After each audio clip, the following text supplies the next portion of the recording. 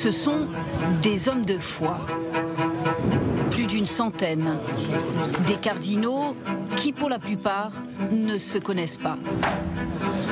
Ils affluent vers Rome, le Vatican. Ils vont s'enfermer dans l'un des endroits les plus beaux du monde, la chapelle Sixtine.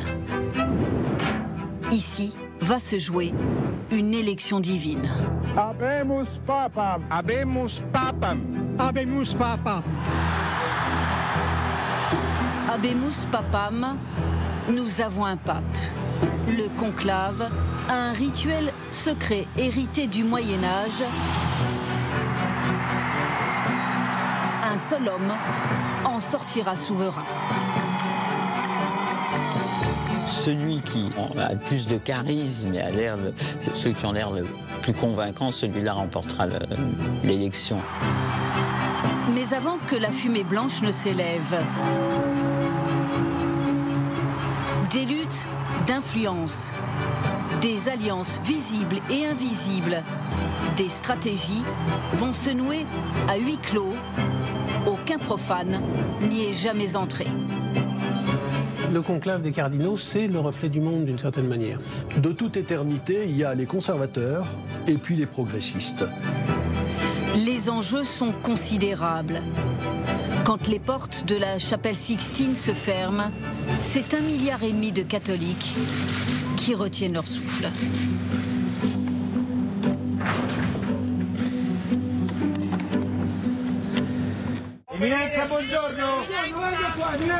Ils arrivent de partout, les cardinaux, des centaines de près de 70 pays différents. Depuis l'hospitalisation du pape François en février dernier, ils ont tous été informés qu'il fallait se tenir prêt à se rendre à Rome. Et tous s'interrogent, lequel d'entre nous va devenir pape ? Les Italiens sont forcément déjà sur place, comme lui, dont c'est le deuxième conclave. Aujourd'hui, la distribution des événements de ces journées est plus organisée, notamment parce que le pape François a voulu qu'elle soit plus rationalisée et plus sobre.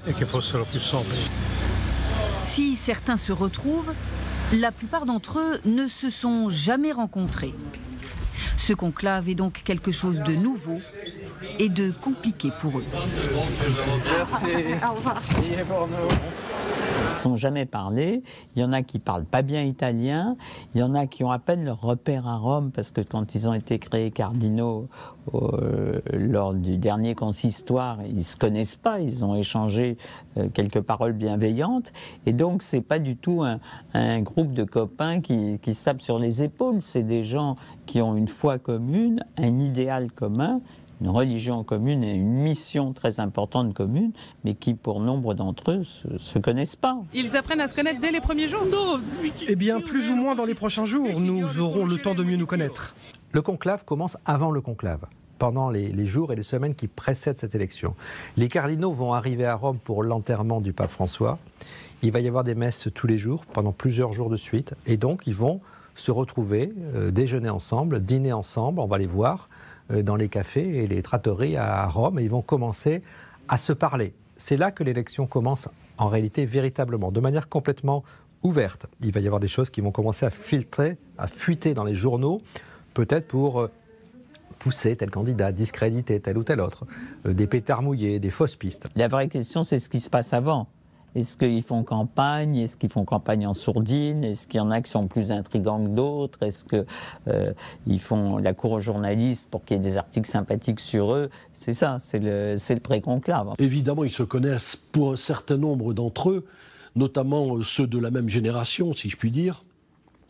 Et en revanche, la planète étant très vaste, ils ne se connaissent pas tous. Mais ils ont, dans leur tablette personnelle, suffisamment d'éléments pour savoir ce que pense un tel de tel pays d'Amérique latine ou tel autre d'Afrique, évidemment.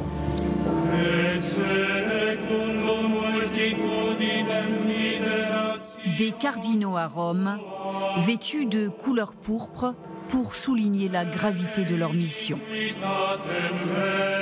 Mais seuls 135 vont pouvoir élire un futur pape. Ils ont moins de 80 ans et forment le Collège Cardinalis.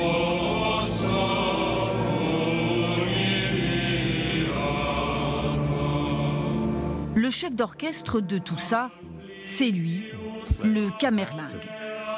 Kevin Farrell, 78 ans, irlandais, nommé par le pape François en 2019. Il est celui qui a annoncé son décès le 21 avril.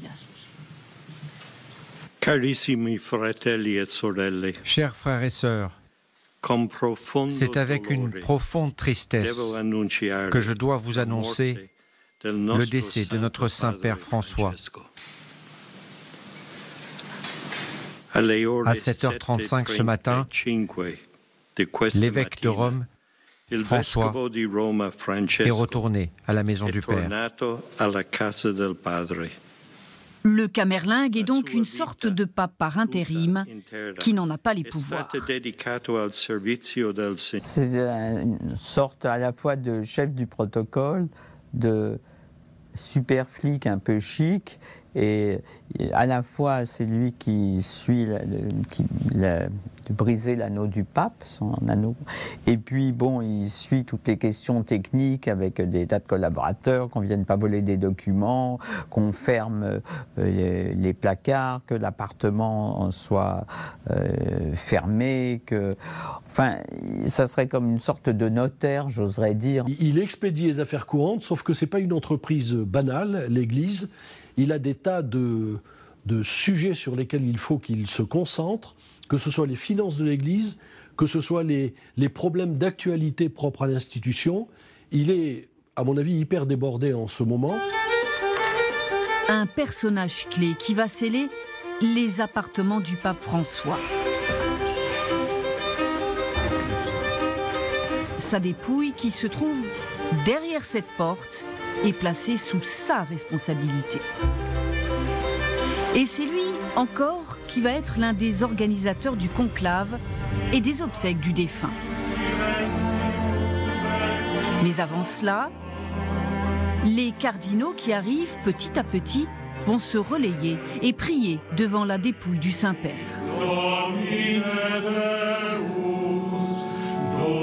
D'abord, dans la chapelle Santa Marta du Vatican, où François a vécu pendant 12 ans,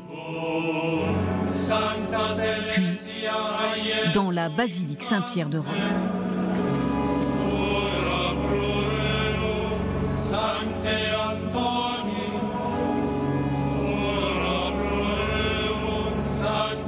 Les funérailles du pape sont dans l'immédiat dans les cœurs et au centre des discussions.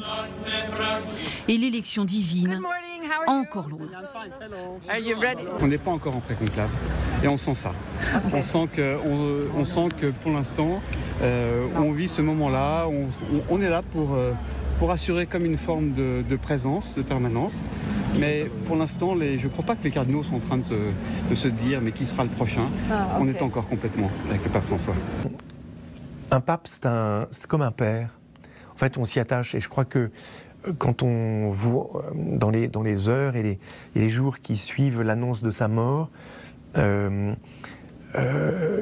l'arrachement, enfin, la peine vient parce que on ressent que la mort emporte un arrachement des liens qui avaient été tissés et des liens de confiance et d'affection qu'on avait. Se remettre dans la vie. Les congrégations, les réunions préparatoires comme celle-là sont multiples et surtout des occasions de s'approcher davantage, de se tester, de se mesurer. C'est comme si le conclave avait déjà commencé. Savez-vous pour qui vous allez voter ? Nous devons attendre, prier et avoir nos réunions. Et ensuite, nous déciderons. Qu'attendez-vous du prochain pape ? Je ne sais pas. Je ne sais pas, je ne sais pas.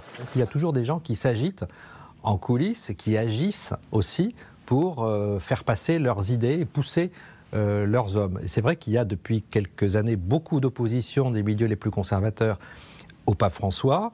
Et ils ont commencé à s'organiser, à se réunir, à inviter d'autres cardinaux, à faire une forme de lobbying. Mais ce n'est pas pour autant qu'ils vont obtenir le pape de leur choix. Cette période de réflexion intense qui a commencé avec la mort du souverain pontife génère une agitation. Alors le téléphone fonctionne énormément entre eux, bien évidemment.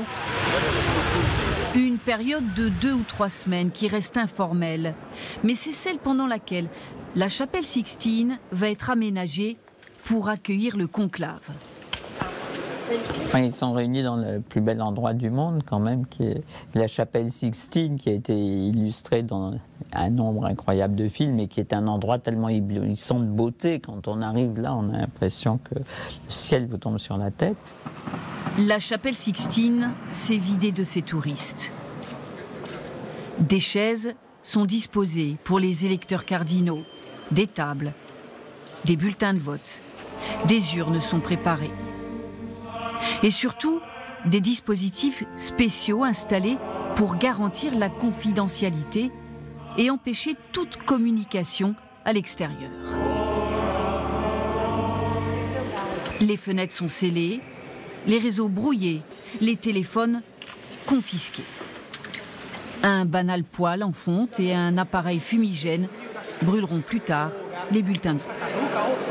C'est vraiment un huis clos qui est choisi, qui est volontaire pour créer aussi une ambiance, une impression, plus qu'une pression, une atmosphère, et l'idée que vraiment ils sont sous le regard de Dieu. C'est des cardinaux, c'est des prêtres, hein, donc c'est quand même quelque chose de fondamentalement important pour eux.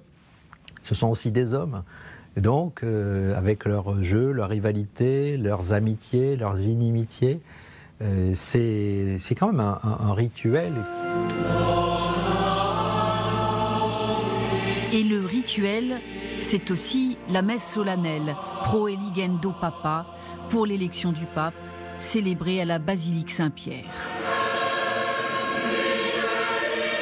S'immerger, se recueillir dans une ambiance particulière, avant d'entrer en conclave, la phase la plus solennelle.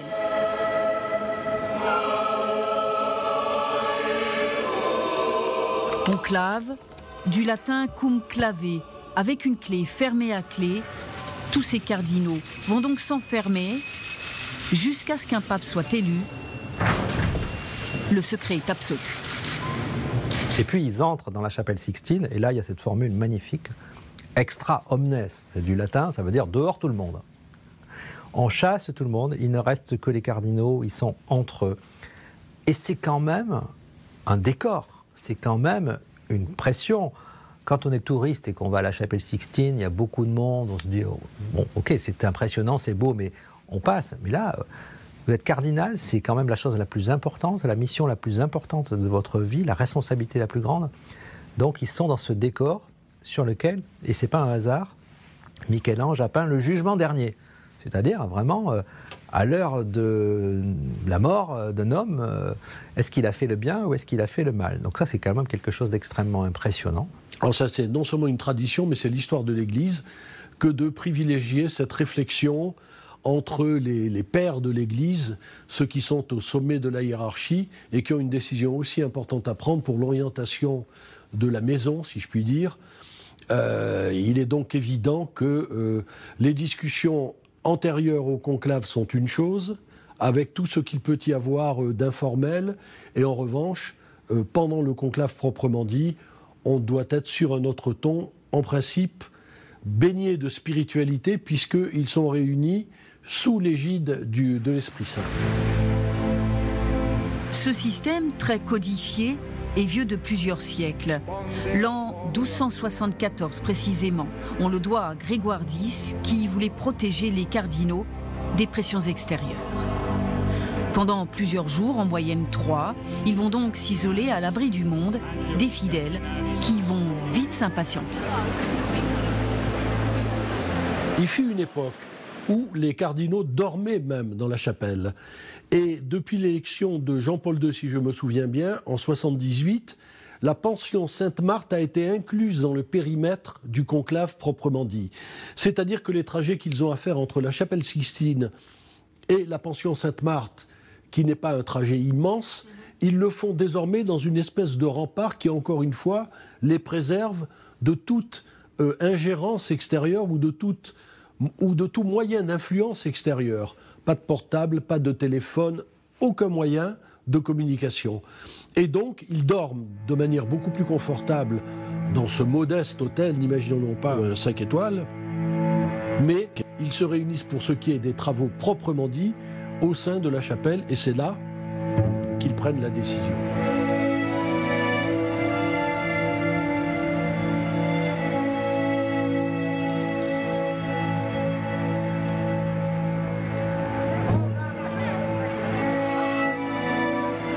La décision, celle d'élire le 267e chef de l'Église catholique.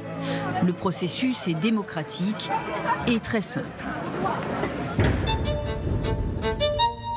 Premier jour, un seul tour de scrutin, on teste, les premiers votes donnent une tendance. Puis, la cadence s'accélère, 2 votes le matin, 2 l'après-midi, jusqu'à la majorité des 2 tiers. Sur le papier glissé dans l'urne, une inscription latine.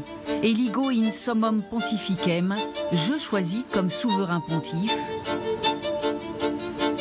Les bulletins sont ensuite rassemblés, puis brûlés par le camerlingue dans le poêle. Une fumée noire qui s'échappe de la cheminée au-dessus de la chapelle Sixtine. C'est négatif. Une blanche. C'est signe que le souverain est élu.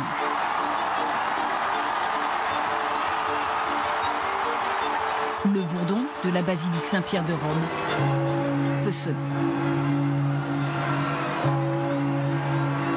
Le conclave, c'est une institution qui ne ressemble à aucune autre. C'est une organisation qui est chargée d'élire un homme qui va diriger un État, mais ce n'est pas une élection politique, ce n'est pas une élection avec des candidats, avec des partis, avec des listes.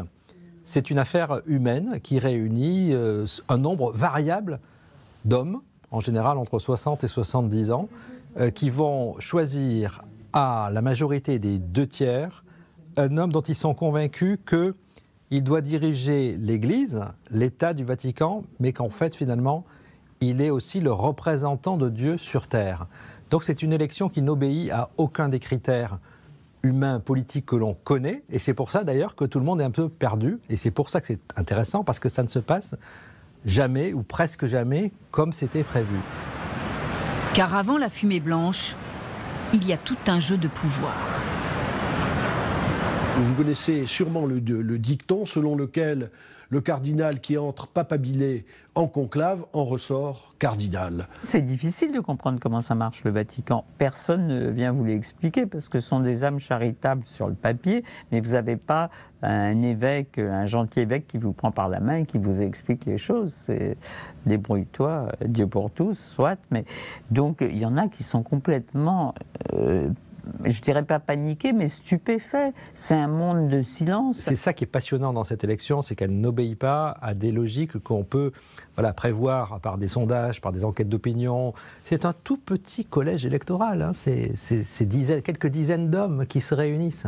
Ces hommes se connaissent très mal. Précédemment, il y avait quand même des leaders d'opinion dans l'Église catholique. Il y avait des hommes qui pouvaient entraîner tout de suite quelques troupes, donc ça se concrétisait au premier tour, un tel avait reçu 10 voix, 20 voix, il y avait toujours des leaders d'opinion, des gens qui étaient peut-être pas faits pour être pape, mais qui étaient ce qu'on appelait les faiseurs de pape. François a cassé ça aussi volontairement, donc ça ouvre complètement le jeu. Les sensibilités, les réseaux, le pape François avait pris soin d'anticiper sa succession.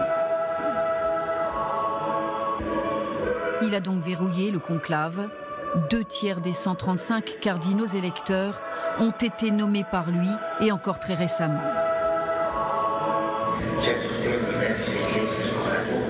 Logiquement, ils sont sous influence bergoglienne du nom civil du pape François. Logiquement, rien n'est évident. Il a choisi des gens qui lui convenaient, mais en même temps, quand il faut remplacer un cardinal,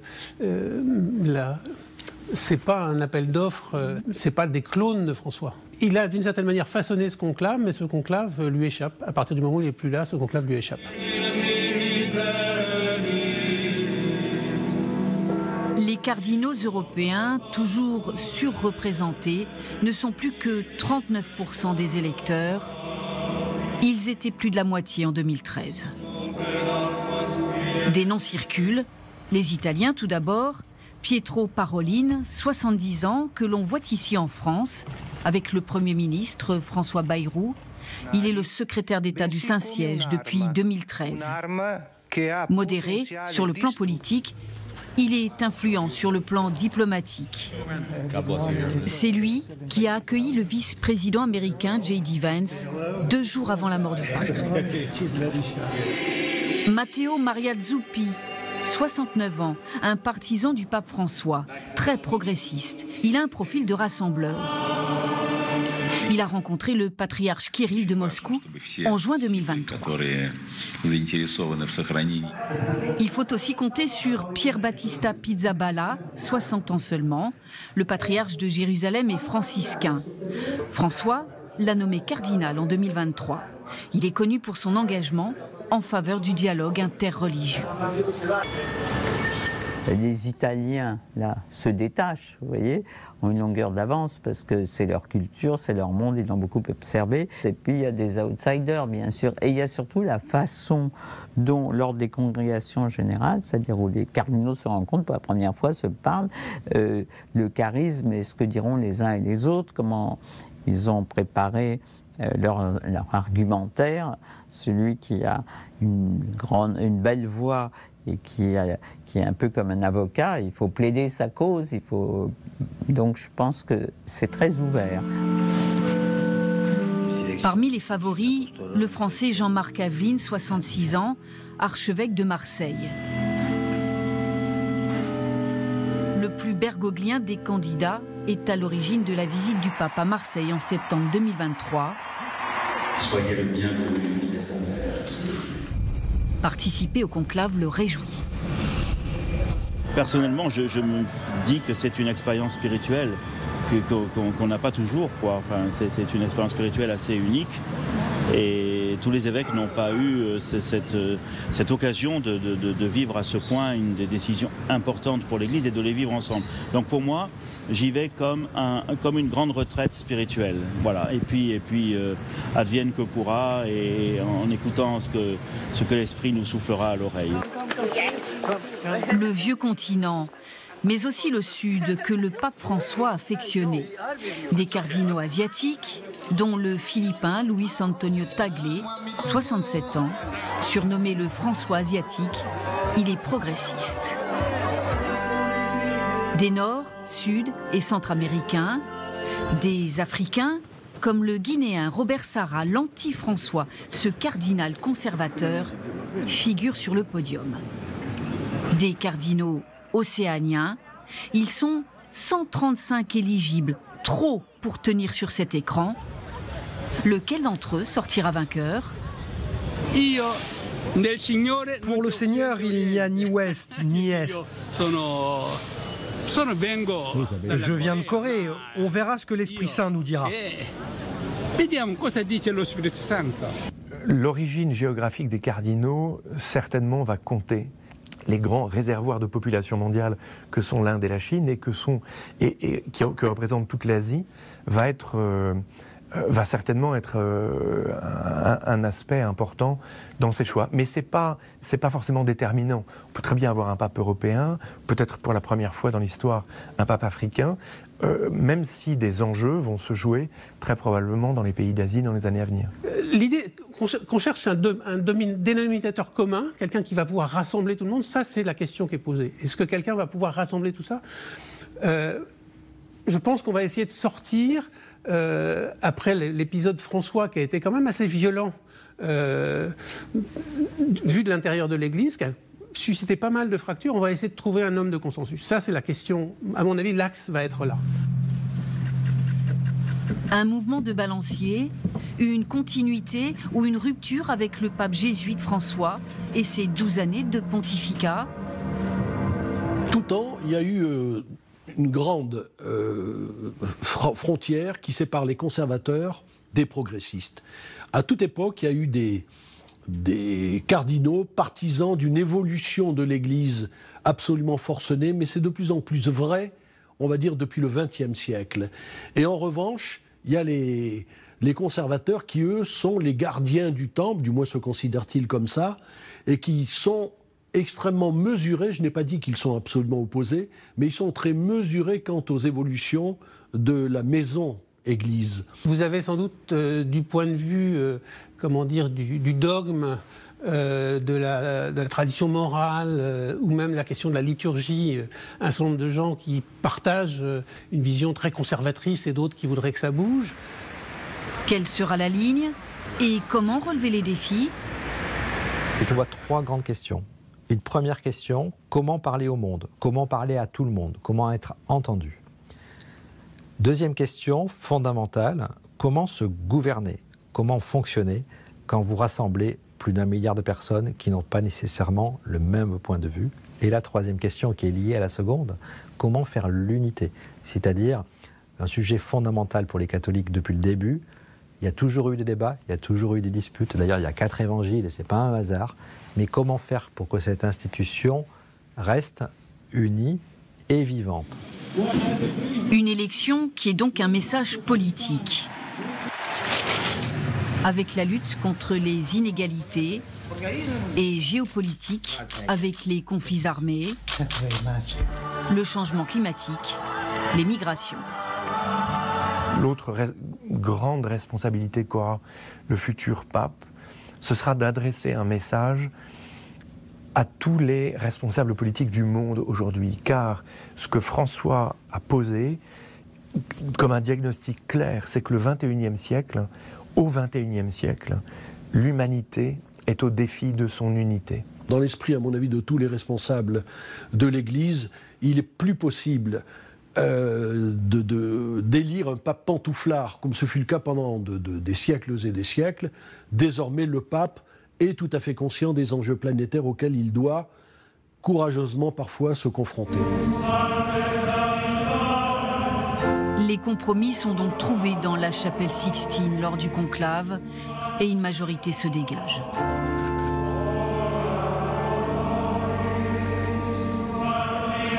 Il faut se mettre dans la peau de celui qui voit petit à petit les scrutins, son nom commence à monter. S'il ne veut pas, il a intérêt à le dire assez tôt parce qu'il faut qu'on passe à autre chose. Et à un moment donné, les regards commencent à se tourner vers lui, il sent cette pression énorme. Et puis tout d'un coup, il a passé cette majorité des 2/3, il est pape. D'abord, il se rend dans la chambre des larmes, qui est une espèce de cabinet de réflexion, où il prend la mesure de la charge que vient de lui confier le Sacré Collège. D'abord, il a accepté, au terme du scrutin au bout duquel il est devenu l'élu, il a accepté la charge. Il aurait très bien pu la refuser. Ça s'est peut-être produit, mais en tout cas pas à ma connaissance. Il accepte sa charge, il se retire pour y réfléchir, et c'est en sortant de cet espace de réflexion intense qu'on lui passe les vêtements à sa taille, qui ont été préparés préalablement, en l'occurrence une soutane et un camail blanc, et qu'il apparaît ensuite au balcon de Saint-Pierre de Rome.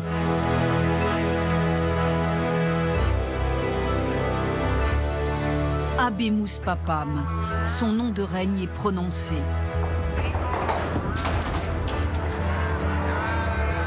Les rideaux frémissent.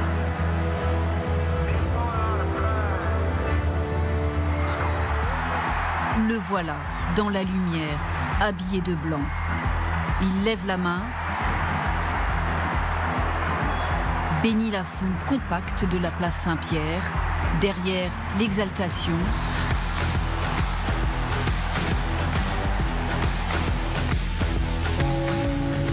Le conclave a été très certainement le théâtre de luttes et de pactes noués sous le regard de Dieu et menés dans le plus grand secret.